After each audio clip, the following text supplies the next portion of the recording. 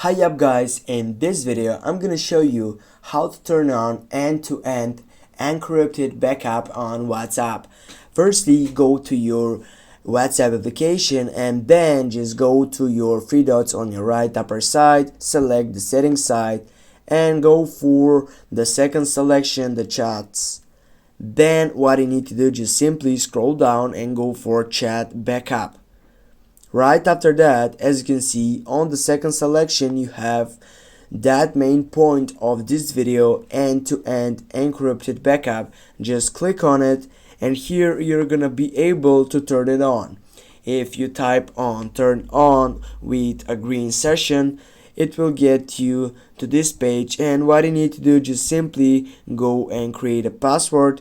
Here you'll need to add this password.